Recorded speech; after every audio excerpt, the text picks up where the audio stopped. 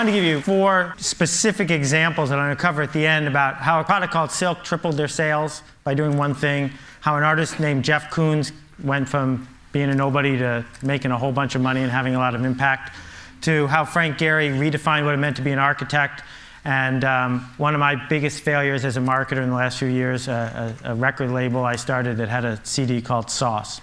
But before I can do that, I got to tell you about sliced bread and a guy named Otto Rohwedder.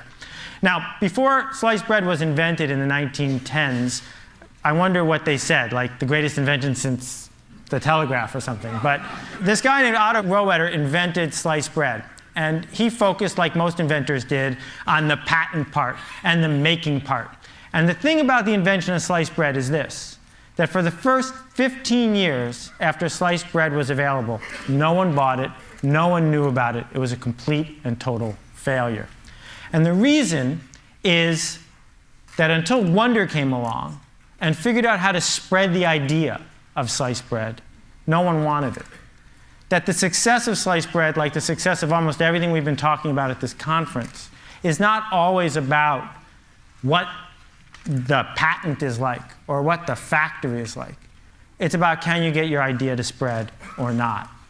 And I think that the way you're going to get what you want or cause the change that you want to change to happen is you're going to figure out a way to get your ideas to spread. And it doesn't matter to me whether you're running a coffee shop or you're an intellectual or you're in business or flying hot air balloons. I think that all this stuff applies to everybody regardless of what we do. That what we are living in is a century of idea diffusion. That people who can spread ideas, regardless of what those ideas are, win. And when I talk about it, I usually pick business because they make the best pictures that you can put in your presentation, and because it's the easiest sort of way to keep score. But I want you to forgive me when I use these examples because I'm talking about anything that you decide to spend your time to do. At the heart of spreading ideas is TV and stuff like TV. TV and mass media made it really easy to spread ideas in a certain way. I call it the TV industrial complex. And the way the TV industrial complex works is you buy some ads, interrupt some people, that gets you distribution. You use the distribution you get to sell more products. You take the profit from that to buy more ads. And it goes around and around and around the same way the military industrial complex worked a long time ago. That model of, and we heard it yesterday, if we could only get on the homepage of Google, if we could only figure out how to get promoted there, if we could only figure out how to grab that person by the throat and tell them about what we want to do, if we could do that, then everyone would pay attention, we would win. Well, this TV industrial complex informed my entire childhood and probably yours. I mean, all of these products succeeded because someone figured out how to touch people in a way that they weren't expecting, in a way they didn't necessarily want, with an ad over and over and over again until they bought it. And the thing that's happened is they canceled the TV industrial complex. That just over the last few years, what anybody who markets anything has discovered is it's not working the way that it used to. This picture is really fuzzy. I apologize. I had a bad cold when I took it. But the product in the blue box in the center is my poster child. Right? I go to the deli. I'm sick. I need to buy some medicine. The brand manager for that blue product spent $100 million trying to interrupt me in 1 year. $100 million interrupting me with TV commercials and magazine ads and spam and coupons and shelving allowances and spiffs. Also, I could ignore every single message. And I ignored every message because I don't have a pain reliever problem. I buy the stuff in the yellow box I always have. And I'm not going to invest a minute of my time to solve her problem because I don't care. Here's a magazine called Hydrate. It's 180 pages about water. Right? Articles about water, ads about water. Imagine what the world was like 40 years ago when it was the Saturday Evening Post and Time and Newsweek. Now there are magazines about water. New product from Coke Japan, water salad. Okay? Coke Japan comes out with a new product every 3 weeks because they have no idea what's going to work and what's not. This, I couldn't have written this better myself. It came out 4 days ago. I've circled the important parts so you can see them here. They've come out, Arby's is going to spend $85 million promoting an oven mitt with the voice of Tom Arnold, hoping that will get people to go to Arby's and buy a roast beef sandwich. Now, I want you to try to imagine what could possibly be in an animated TV commercial featuring Tom Arnold that would get you to get in your car, drive across town, and buy a roast beef sandwich.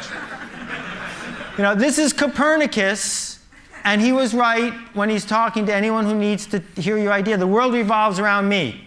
Me, my favorite person, me. I don't want to get email from anybody. I want to get me-mail.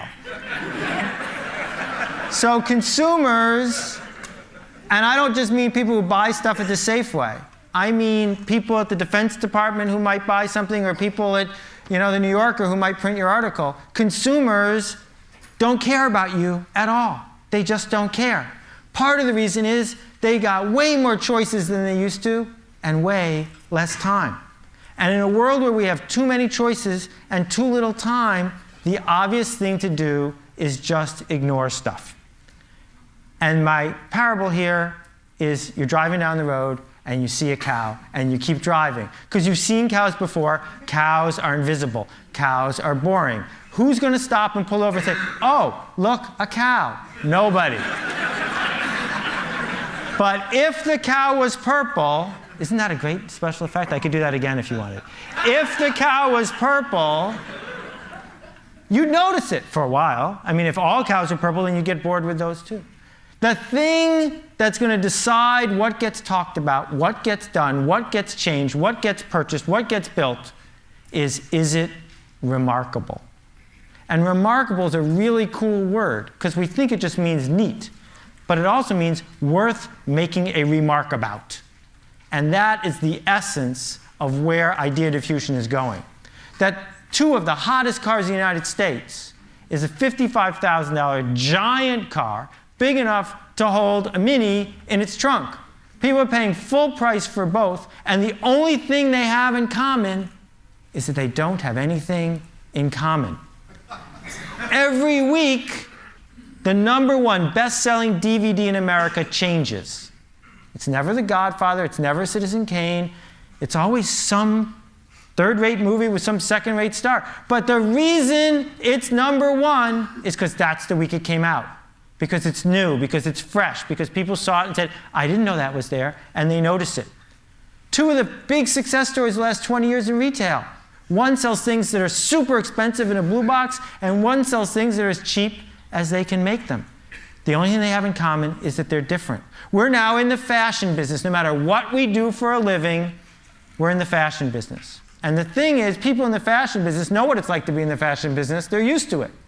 The rest of us have to figure out how to think that way, how to understand that it's not about interrupting people with big full-page ads or insisting on meetings with people, but it's a totally different sort of process that determines which ideas spread and which ones don't. This chair, they sold $1 billion worth of Aeron chairs by reinventing what it meant to sell a chair. They turned a chair from something the purchasing department bought to something that was a status symbol about where you sat at work. This guy, Lionel Poulain, the most famous baker in the world, he died 2.5 months ago, and he was a hero of mine and a dear friend. He lived in Paris. Last year he sold $10 million worth of French bread, every loaf baked in a bakery he owned by one baker at a time in a wood-fired oven. And when Lionel started his bakery, the French poo-pooed it. They didn't want to buy his bread. It didn't look like French bread. It wasn't what they expected. It was neat, it was remarkable, and slowly it spread from one person to another person until finally it became the official bread of 3-star restaurants in Paris. Now he's in London and he ships by FedEx all around the world. What marketers used to do is make average products for average people. That's what mass marketing is. Smooth out the edges. Go for the center. That's the big market. They would ignore the geeks and, God forbid, the laggards. It was all about going for the center. But in a world where the TV industrial complex is broken, I don't think that's the strategy we want to use anymore. I think the strategy we want to use is to not market to these people, because they're really good at ignoring you, but market to these people because they care. These are the people who are obsessed with something. And when you talk to them, they'll listen because they like listening. It's about them. And if you're lucky, they'll tell their friends on the rest of the curve, and it'll spread. It'll spread through the entire curve.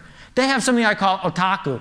It's a great Japanese word. It describes the desire of someone who's obsessed to, say, drive across Tokyo to try a new ramen noodle place, because that's what they do. They get obsessed with it. To make a product, to market an idea, to come up with any problem you want to solve that doesn't have a constituency within otaku is almost impossible. Instead, you have to find a group that really desperately cares about what it is you have to say, talk to them, and make it easy for them to tell your friends. There's a hot sauce otaku, but there's no mustard otaku. That's why there's lots and lots and lots of kinds of hot sauces and not so many kinds of mustard. Not because it's hard to make interesting mustard. You can make interesting mustard. But people don't because no one's obsessed with it, and thus no one tells their friends. Krispy Kreme has figured this whole thing out. Krispy Kreme has a strategy. And what they do is they enter a city, they talk to the people with the otaku, and then they spread through the city to the people who have just crossed the street. This yo-yo right here costs $112, but it sleeps for 12 minutes. Not everybody wants it, but they don't care. They want to talk to the people who do, and maybe it'll spread. These guys make the loudest car stereo in the world. It's as loud as a 747 jet. You can't get in. The car's got bulletproof glass on the windows because they'll blow out the windshield otherwise. But the fact remains that when someone wants to put a couple speakers in their car, if they've got the otaku or they've heard from someone who does, they go ahead and they pick this.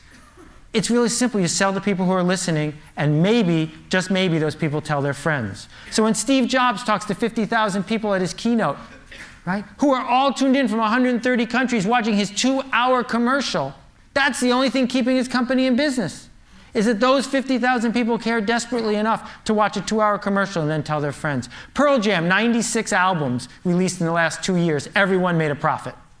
How? They only sell them on their website. Those people who buy them on their website have the otaku, and then they tell their friends, and it spreads, and it spreads. This hospital crib costs $10,000, 10 times the standard. But hospitals are buying it faster than any other model. Hard candy nail polish doesn't appeal to everybody, but to the people who love it, they talk about it like crazy. This paint can right here saved the Dutch Boy Paint Company, making them a fortune. Cost 35% more than regular paint, because Dutch Boy made a can that people talk about, because it's remarkable. They didn't just slap a new ad on the product, they changed what it meant to build a paint product. AmIHotOrNot.com. Every day, 250,000 people go to this site, run by 2 volunteers, and I can tell you they're hard graders. And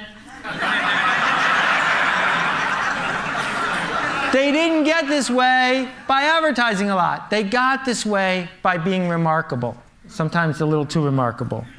And this picture frame has a cord going out the back, and you plug it into the wall. My father has this on his desk, and he sees his grandchildren every day, changing constantly. And every single person who walks into his office hears the whole story of how this thing ended up on his desk. And one person at a time, the idea spreads. These are not diamonds.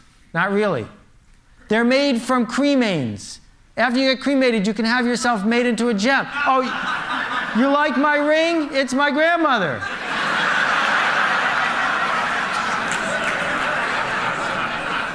Fastest growing business in the whole mortuary industry. But you don't have to be Ozzy Osbourne. You don't have to be super outrageous to do this. What you have to do is figure out what people really want and give it to them. A couple quick rules to wrap up. The first one is design is free when you get to scale. And the people who come up with stuff that's remarkable, more often than not, figure out how to put design to work for them. Number 2, the riskiest thing you can do now is be safe. Procter & Gamble knows this. Right? The whole model of being Procter & Gamble is always about average products for average people. That's risky. The safe thing to do now is to be at the fringes, be remarkable. And being very good is one of the worst things you can possibly do. Very good is boring. Very good is average. It doesn't matter whether you're making a record album or you're an architect or you have a tract on sociology. If it's very good, it's not going to work because no one's going to notice it. So, my 3 stories. Silk. Put a product that does not need to be in the refrigerated section next to the milk in the refrigerated section. Sales tripled. Why? Milk, milk, milk, milk, milk, not milk. Right? For the people who were there and looking at that section, it was remarkable. They didn't triple their sales with advertising. They tripled it by doing something remarkable. That is a remarkable piece of art. You don't have to like it, but a 40-foot tall dog made out of bushes in the middle of New York City is remarkable. Frank Gehry didn't just change a museum, he changed an entire city's economy by designing one building that people from all over the world went to see. Now, at countless meetings, at the Portland City Council or who knows where, they say, we need an architect. Can we get Frank Gehry? Right? Because he did something that was at the fringes. And My Big Failure, I came out with an entire, a record album, and hopefully a whole bunch of record albums in SACD format, this remarkable new format, and I marketed it straight to people with $20,000 stereos. People with $20,000 stereos don't like new music. So what you need to do is figure out who does care. Who is going to raise their hand and say, I want to hear what you're doing next, and sell something to them. The last example I want to give you, this is a map of Soap Lake, Washington. As you can see, if that's nowhere, it's in the middle of it.